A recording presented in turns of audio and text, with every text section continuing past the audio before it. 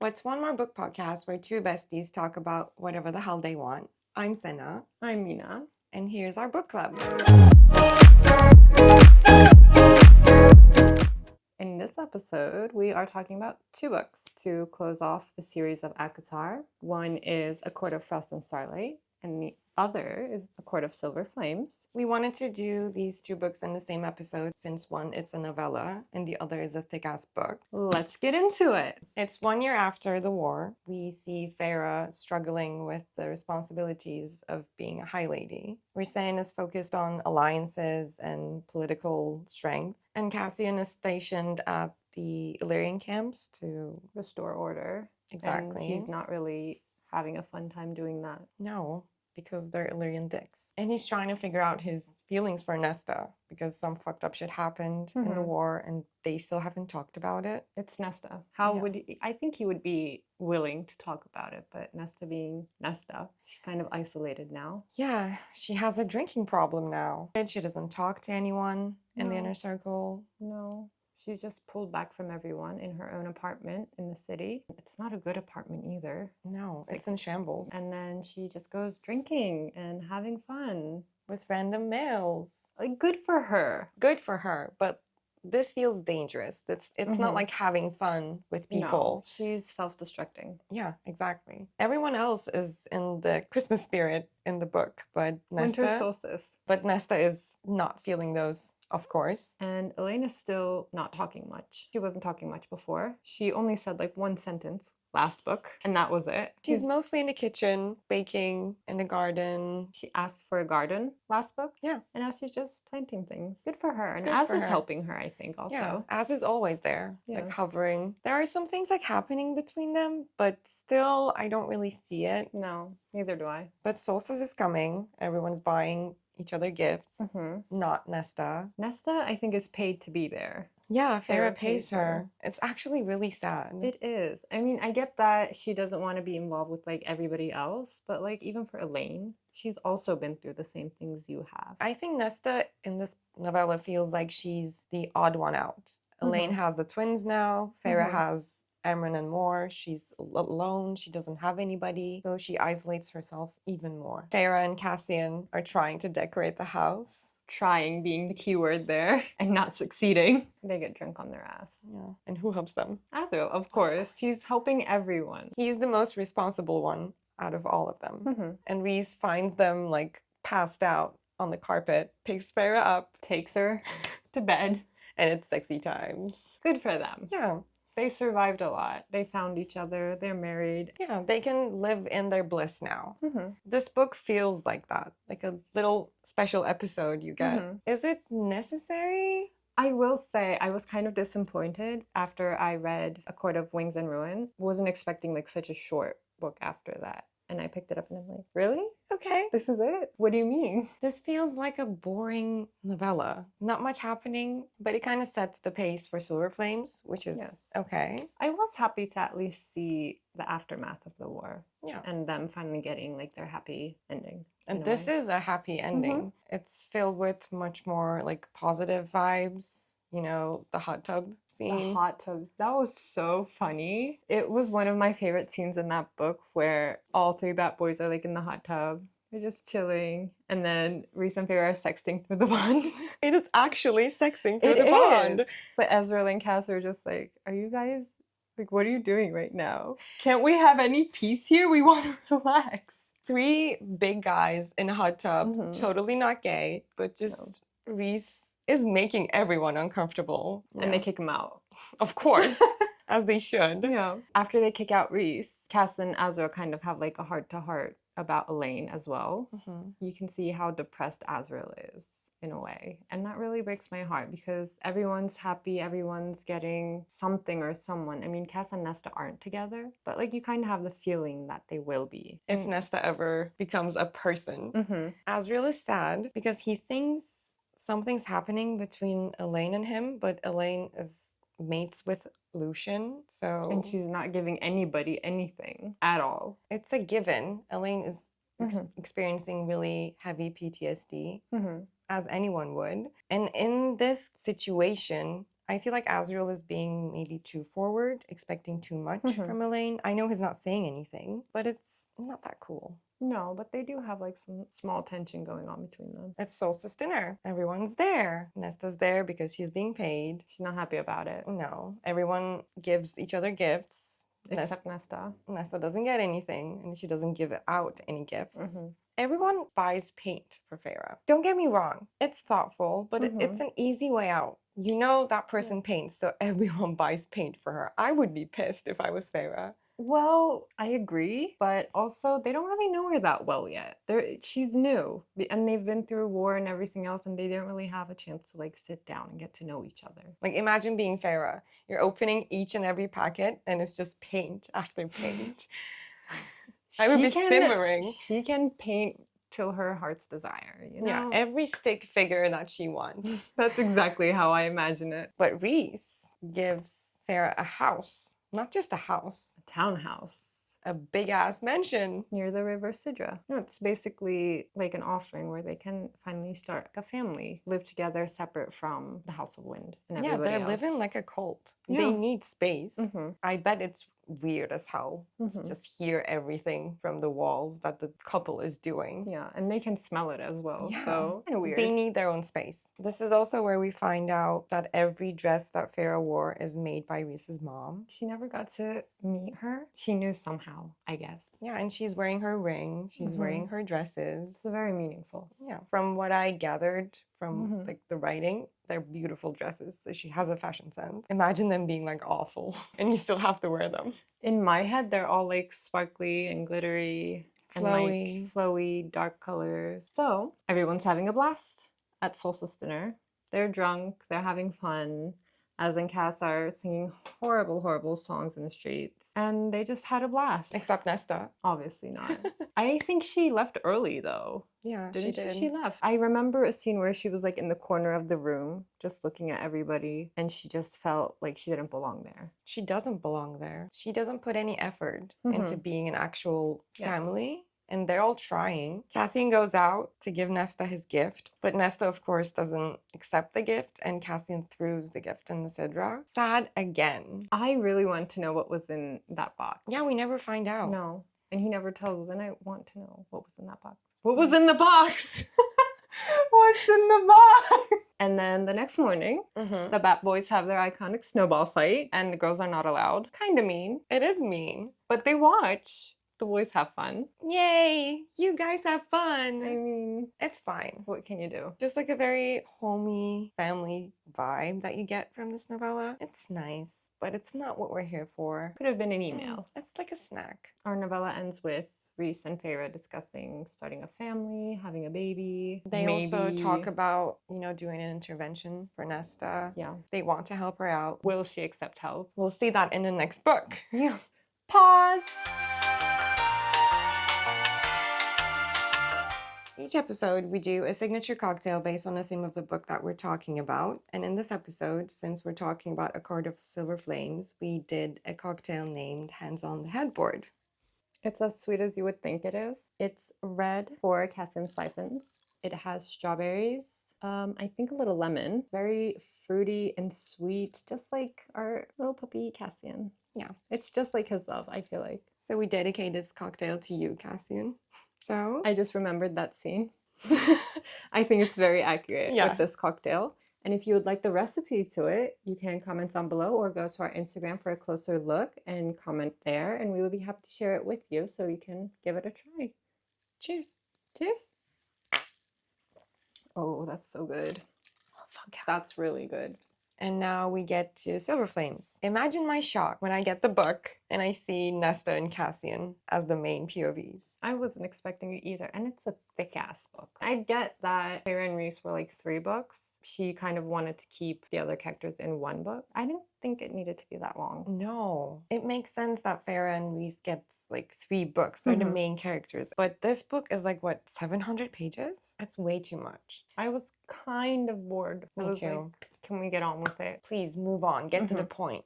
So we start the book with Nesta being a bitter bitch. She's drinking, gambling, hiding out in her apartment. Gambling Reese's money, by the way. And everyone knows that Nesta is connected to Reese. So it's really embarrassing for Reese. He's a high lord. And you're spending his money everywhere. And no one can say anything because Nesta doesn't accept anything from anyone, but accepts Reese's money. What is she supposed to do? She comes off as like a really greedy bitch to me. Well, she starts off that way. She's a very hard character to feel empathetic towards. Here comes the intervention. Reese, Farah, Cassian, and Amryn decide to do an intervention, and they give her two choices. Either go to the human realms, no more money for you, no nothing. You don't like Fae? Go live as a human.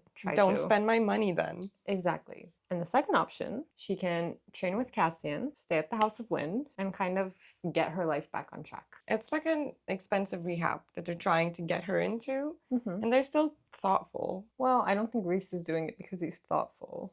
Farah is. Farah is, yes. But Reese is like had it up to here now. I mean, that's what happens when you embarrass a High Lord. And he's still being nice because of Farah. This is him being nice. Nesta doesn't really have any choices when you think about it. Like, she can't live in the human realm. She's Fae now, and she would have no money, so she has to go to the House of Wind. Well, she could have earned her own money if she wanted to, which she didn't. She never worked a day in her life. I think those are pretty good options, to be honest. Yeah, but there's a catch. House of Wind is way up in the mountain, like on the cliffside. It has 10,000 steps that she has to go down if she wants to grab a drink in the city. Yeah, or others can winnow her in and out. So she goes to the House of Wind, and there are like 200 pages where we see Nesta being a bitter bitch. She's not talking to anyone. She's trying to get off of the steps, makes 80 tops, gets dizzy,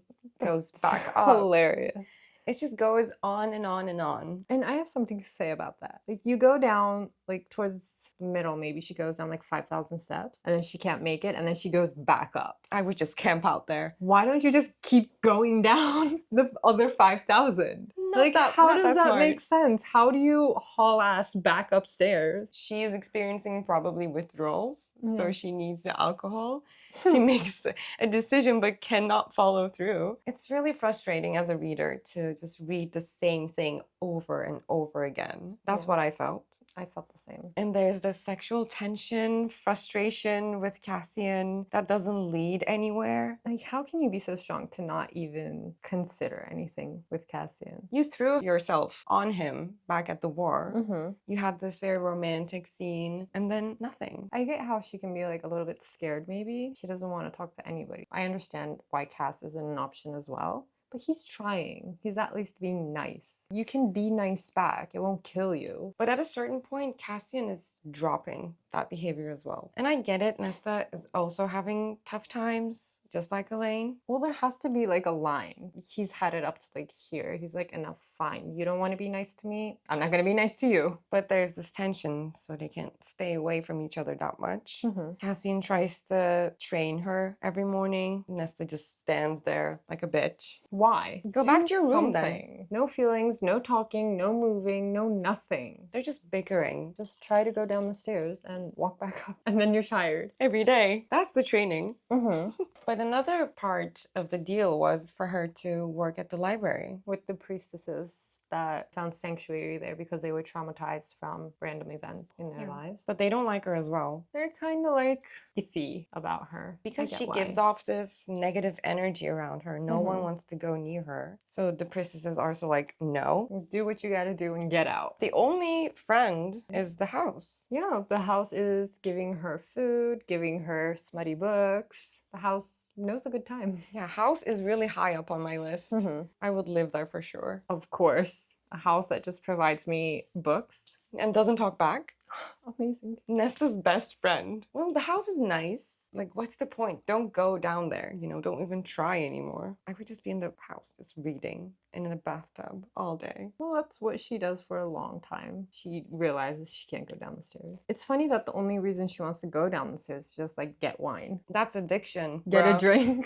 And it's really sad to read, but also, come on, let's move on. Let's get to something. And by maybe 300 pages in, We actually see stuff happening. Another thing, Rhys asks Cassian to kind of go to the human realm, check on the mortal queens, what's going on, should we expect anything, and kind of just get like information. And he goes, he talks to Jurian and Lucian Vasa. They're like a little inner circle. They're a club now. Yeah. Good for them. I think they need the support. Nobody wants them, so they found each other. Cass kind of asks, what are the queens doing? What are the others doing? Who should we be worried about? Vasa says, Briallen. Briallen was the one that went into the cauldron and came out ugly and old. They're thinking that she's kind of moody, out for revenge maybe, so look out for her. So that's Cassian's motive in this book. While Cassian is doing all of this for Rhys, he's also trying to get through Nesta. Cassian's like everywhere, trying to do everything in this book. He's doing his best with what he has. He brings Nesta to Windhaven, where the Bad Boys grew up. It's an Illyrian camp where Cassian is now in charge of. He wants to train Nesta there because he's there most of the time, but all of the Illyrian warriors are dicks. They call her witch.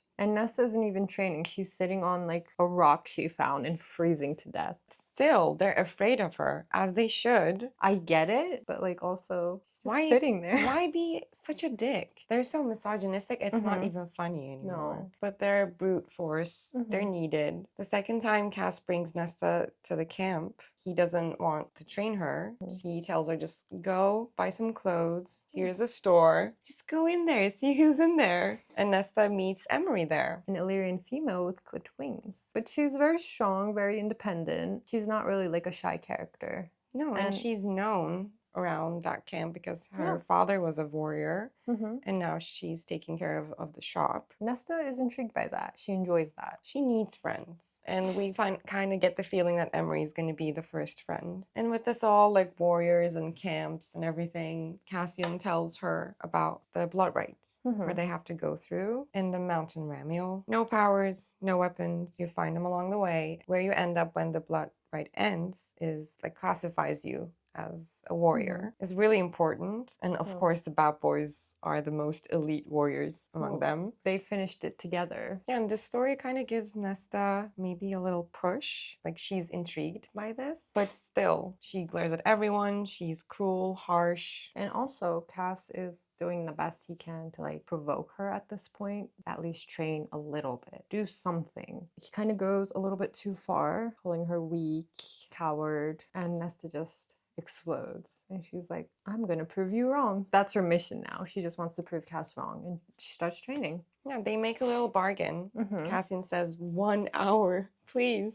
Just Please. 1 hour, and I'll do anything you want. And Nesta agrees. There is so much frustration. There's so much tension. They're just arguing and bantering at this point. We're waiting for something to explode and happen. And since Nesta started training, Rhys and Farah see that things are kind of going well. Maybe it's working. And they call Cassian and Nesta back at the townhouse to talk about something. The Dread Trove. This is the first time we're ever like hearing anything about this. Rhys wants Nesta's help to find these Dread Troves because they're made from the cauldron and like calls to like, so Nesta can find those. And they know that Koschei is hunting for them. Bone Carver's bro. First time we're hearing about him as well. So we knew they were like two siblings and they had a third. He's also the creature that trapped Vasa, cursed her. And now they want Nesta's help to find those. There's Crown that influences people. There's the mask that brings people from the dead.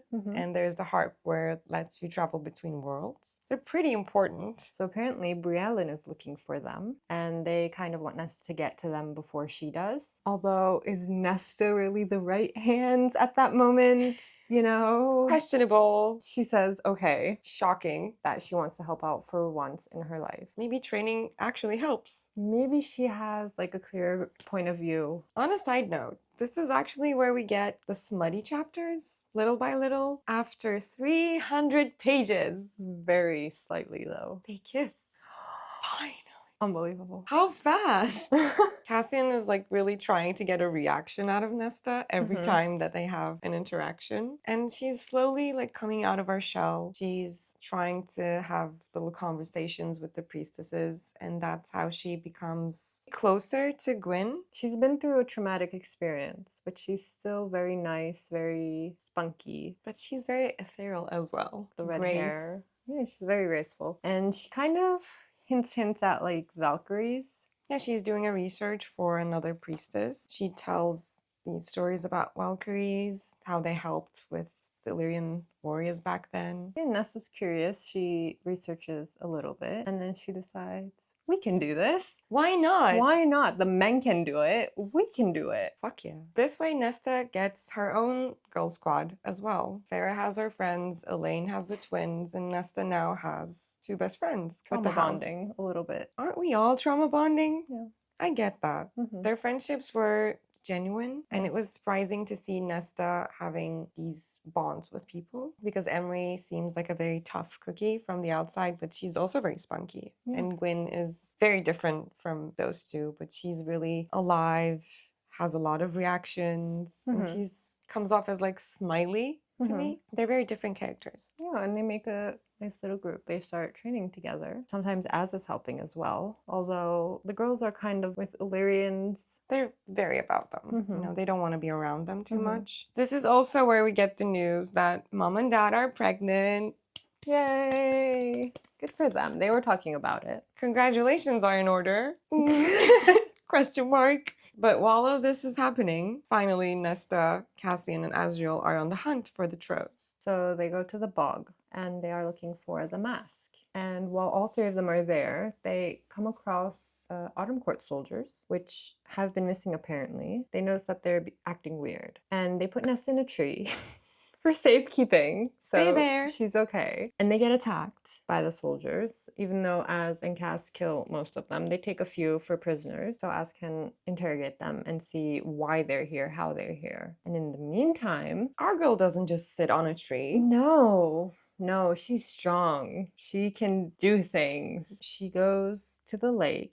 There's this creature, a kelpie, that's dragging her under the water that wants to fuck her and then kill her. Weird. She's so attractive, but also scary. It's so strange. And she pees herself a little bit. That was really funny. I mean, it was scary, It but was kind of funny. scary, it was sad, it was funny, it was all the emotions. I was feeling scared for Nesta for the Mhm. first time. Me too. She saw the mask under the water. She grabbed it, put it on. All the dead in the water were just, my queen, what do you need us to do? And she kills the kelpie, rises from the water with the kelpie's head in her hand. Badass. The dead around her, Az and Cass, are kneeling before her because they're literally scared. As they should be. Nesta was already scary in the Mhm. first place, and now they can actually see what she's capable of.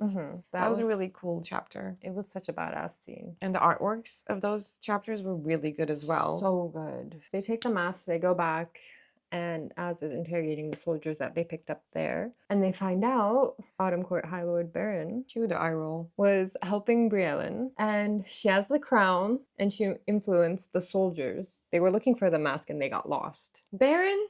Like, really? Get a grip, dude. Of course he has to be a villain. Autumn Court gives off that villain vibes throughout the book, Mhm. besides Lucian, but Baron is like still trying to do something evil. Like, dude, chill out. There was a war like a year ago. He's ungrateful. Yeah, so Eris ungrateful. has every right to kill off that ugly ass dude. I'm Team Eris. Of course. I want him Kill to be your High father. Lord. Up until this point, we've had some little spicy chapters, Very little. but kind of embarrassing for Mhm. Cassian. If you know, you know. But finally, They have sex for the first time. Thank you. it was a good scene. It was. But of course, it didn't end up with 2 of them being happily together. no, but Cass in bed, That calls for a drink. hands on the headboard. I was waiting Mm-hmm. for it to happen. You knew. You felt like energy of him. He's like a Viking, Mhm. but more. Viking, but more. Yeah. After the slutty scene, Cassian brings Nesta to a blacksmith in the Mhm. Illyrian camp so she can get all of those frustrations out. And Nesta starts beating down swords and daggers and tries to make something out of it. But apparently, every time she beats down those things, some of her power connects with the daggers and swords that she's making. Mm-hmm. Voila! She's creating new drip troves. Who would have thought? Not me. One night, the blacksmith just runs up to Reese and says that the daggers and swords are acting up. Mm-hmm. Of course. Help! Something's wrong. The daggers! They're trying to kill me!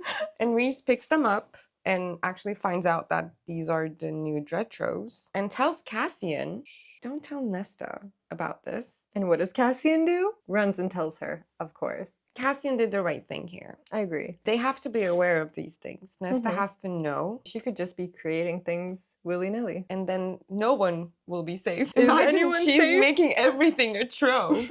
I get Reese's point, and I also get Nesta and Cassian's point. This is a wrong way to tell someone who's actually not very sane at the moment. And she's pissed. She snaps. She's already mad at Reese for multiple reasons. And she goes down those 10,000 steps for the first time. Runs to Amren's, hauls ass. Slams the door open and starts yelling at Amren. They were friends at some point, but now they're not because Nesta is not talking to anyone. And Amren just like had enough. She tried and she's like, if you're gonna be like this, then fine. While they're fighting, Farah comes. This chapter does it for me. Nesta screams at Farah. She takes all of this frustration from Reese out of Farah and tells that the baby is gonna kill you, girl, because of the wings. And Farah doesn't know that. Reese was trying to protect her from that until he was able to find like a solution. But I think that Reese should have told Farah. I'm mad at how Nesta told her. You should have been a bit nicer about it. You shouldn't have told her like that, but Reese should not have hidden that from her. Yeah, but they're like two separate things. Nesta telling Farah is out of spite, out of anger. She's not doing that because she cares about Farah and is like afraid that something's gonna happen to her. She wants Farah to feel hurt like she's feeling. That doesn't fly in my book. No, at this point, I can say 100% I didn't like Nesta. I was still waiting something that was going to pull me back, but I don't like her. Yeah, that hit the nail for me. But I also get Reese's thing for not telling her. He was trying to find a solution. Of course, he should have told her. But I also get why Reese didn't tell her. She could have very strong emotions. Something could happen to them. Also happen to the baby. Like, you can never know. Nobody was in the right in this situation. But Nesta, oh my god, I was so angry. Like, some common sense. She's your sister at the end of the day. How could you do that to her? And this caused Reese's breakdown also, and tells Cassian to get Nesta out of here or I'm gonna kill that bitch. And then Cass is just like, Nesta, you know what? Let's go on a walk. Let's take a hike. Clear your head. This is not going well for anyone. And Cassian is not happy with Nesta as well. No, he's at this point just walking, waiting for her, not talking to her, as he should. Like, he's been nice for too long. And Farah is his high lady. Come on. Dude. Read the room, Nesta. Nesta finally gets so tired and she has a mental breakdown. And she kind of opens up to Cassian a little bit of what's troubling her, why she's the way she is. And at that point, they kind of have stronger connection, maybe? Yeah, I think so. Yeah, things are going a little bit better. At least Cassian kind of understands where she's coming from. Nesta also has a realization of like, what the hell did I do? After the hike, they have to get the next dread trove, which is the harp, and it's in a prison. And while they're at the prison, they get attacked by some demon monster. The demon monster also wants to fuck, marry, kill Nesta. Everyone does. I get that she's hot and kind of scary and mysterious, but every single creature wants to either kill or marry her. There's actually like a god creature called Lenthis, if I'm wrong, I don't care. And he's talking to Nesta, showing her like these visions where she's sitting on a throne. She's the goddess of death, and there's just like millions of dead people around her. Lanthus also wants to marry Nesta, her. Of course. Come be my bride. He asks about sword, ataraxia, which Nesta made, and confuses the sword with Narbin, another sword that was Cauldron made, and he's like scared of Nesta. To this point, we don't really know what Nesta is. We don't really know what her powers can do. She kills him and then takes the harp, plays the harp, and of course Cass is injured again. And they haul ass to the townhouse where they fix up Cassian once again. Hear me out. Sarah uses Cassian as like a punching bag. Every book, something happens to him, and I'm really sick and tired of it. I agree. At one point, I thought like he would be the one to die. He can't get hurt this much. It's always his wings. I get that we as readers need to be like on our toes with Sarah because we know she can have the like she has the ability to just kill off any character that she wants. And we also know in the previous book, Cassian said it takes too much to kill me, something like that. And Elaine said no.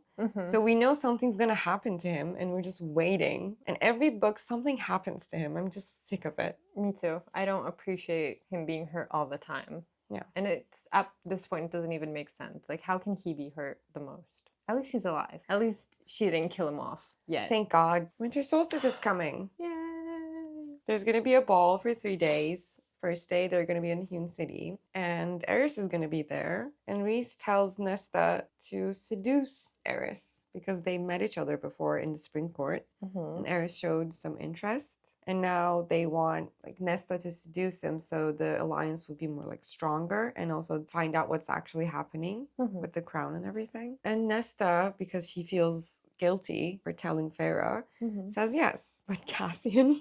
Cass is not happy about it. At this point, everyone wants to marry Nesta. Of course. But if not Cassian, sure, Eris. I think Eris is. Yes.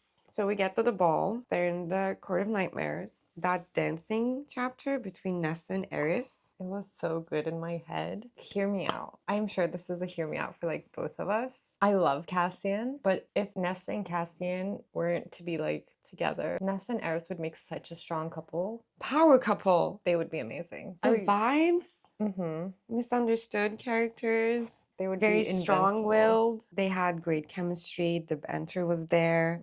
And Eris just straight up said, marry me. Yeah, be my wife. Nesta thought about it. Yeah, because she thought she was not good enough for Cassian. She was not. Yeah, she wasn't. And Cass kind of cut in, danced with Nesta, which did not give the same vibes as Eris and Nesta did, but that's okay. We know that Cassian took dancing lessons with Moore.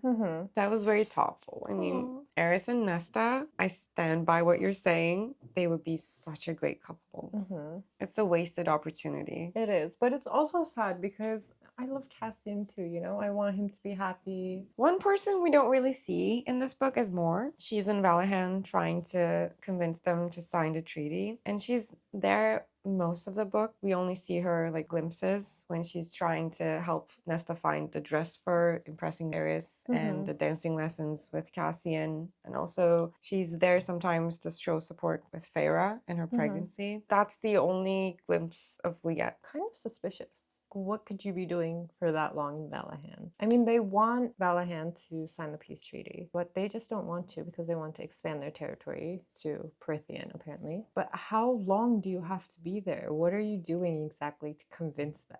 We don't trust her. In this book especially, I don't trust her at all. Eris said to not just like take everything Moore saying as truthful in this book also. Yeah. So I'm very like not trustful when it comes to Moore. Back to training. Girls are training to want to be Valkyries. There's an obstacle course in the training. It's the exact replica of the qualifying in Bloodright. And they pass it. Good for them. Girl Strong, power. Independent women. And by then, Nesta declines Eris's proposal. I volunteer as tribute. Cassian and Nesta's relationship is going somewhere. And Cassian says, like, we're mates. And Nesta's like, hold up. Nuh-uh. What do you mean? Give me some space. I need some space. This is too much for me. Only in this, I agree with Nesta. Yeah. Cassian came off too strong. Well, the thing is, Farah and Rhys's situation. Rhys didn't tell her, and Farah was pissed. And this is quite the opposite. Cass does tell her, and she's still pissed. There's no really any way of winning with the mate situation, I feel like. They're so different, though. Farah and Nesta. Nesta doesn't want to be that much involved with someone, not yet, because she hasn't figured out herself. And Cassian's like, now we're together, we're sleeping together, we're training together, we're doing stuff together. We're mates, dude. Just say yes. The thing that broke my heart there was I remember Nesta saying, like, we're just sleeping together. That's all this is. It's nothing more. This is the same as Rhys and Farah's chapter in the inn. Yes. Where she wanted just entertainment. Yes. Girls are having trouble accepting these mating bond, which I get. You were not born into this tradition. You don't know anything about these mating bonds, and they say like, we're gonna be together forever. And I don't also get how the mating bond works. We haven't seen any rejection, but Nesta's like, a minute, please. Well, while all of this was happening, the girls are like, Emery and Gwyn, like, tell us what's happening. You're definitely boning each other. Yeah. There's sexual chemistry everywhere. And they have a girls' night to talk about everything. Yeah, they go to Emery's house. They have all their fun, and then they go to bed. Only to wake up to those Dick Illyrians capturing them with their pajamas and everything, chopping them down to the start of the blood rite. They're just Imagine like, my shock. you're training and you want to be Valkyries? Fine, you're joining the blood rite with nothing. They're dicks. Yes. They have nothing again. That was shocking. I was just like, what's going to happen now? And Cassian can't save them because once they enter the blood rite, they have to go through with it. No one can save them. They can't intervene. They can't save those girls. So they No. have to do everything by themselves in pajamas. And mind you, they're split up also. So they have to kind of find each other first. And they do find each other because Nesta had made friendship bracelets for them. And those bracelets, since they were made by Nesta, are magical, of course. They found each other. The girls are currently going through hell. They're cold, they're injured, they're hungry. They have discussed and decided that they're going to at least try to make it to the top of Remiel while they're here. While going there, they come across the Dick Illyrians that kidnapped them. Of course. What a coincidence. And of course, they attack her. Well, attack all of them again. They have a vendetta against Nesta. I think that it's just their egos being bruised and they can't take it. Yeah, they're misogynistic bastards. They can't handle women being powerful. Exactly. Nesta attacks them back and hurts them pretty bad because she's all powerful and trained now. And the dude she has the most problem with, I don't remember his name, is actually surprised that Nesta can like hold herself down while battling. He is surprised and says something. Nesta says, yeah, my maid taught me well. And then the bond snaps into place. No one's there to hear it. Cassian has no idea. Cassian's just like in his house brooding, Yeah. trying to get to Nesta, worrying sick for her. And she's like, yeah, Cassian's my mate now. She accepts the bond in some way. Some way. They still have to go through the giving food thing. Yes. But it's acknowledged at this point. So the girls continue on, and they're kind of getting to the top of Remiel now. Of course, Nesta gets attacked again by the same dude. She hurts him pretty bad. But while doing so, she's holding off the douchebag. And Emery and Gwen make it to the top. What a big sacrifice on Nesta's part. I really wanted the three of them to make it to the top, just like the Bat Boys did. And that sacrifice was necessary. She can't have everything she wants in just like a, in a second. Good for the girls, though.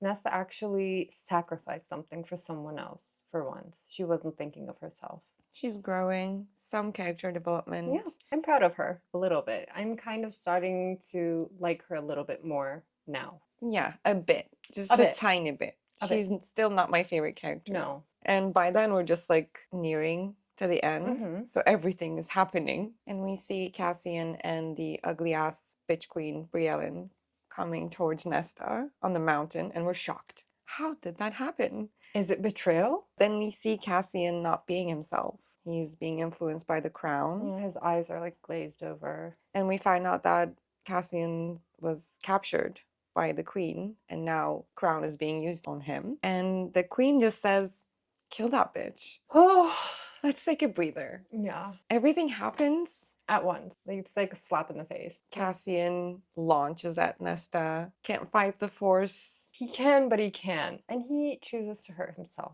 Takes the blade, and he stabs himself in the heart with it. For the love of his life, for his mate. Again, Cassian is hurt. Again, like why, Sarah? Make it stop. We're hurt already. I don't know how many times now. I don't know. And we think like, okay, this is it. He's actually dying. And the minute he stabs himself in the heart, Nesta explodes. Silver flames. Everywhere. And Queen is dead. Finally. In ashes, and only the crown remains. Mor and Az come to the rescue and winnow them back. They winnow back to the townhouse. They have the crown now. Cass is yet again hurt. And Feyre is giving birth. Trying to. Rhys is losing his mind. because they couldn't find a cure for her pregnancy issues. And Feyre's dying. Everyone's on the verge of death. This is the book. This is the plot.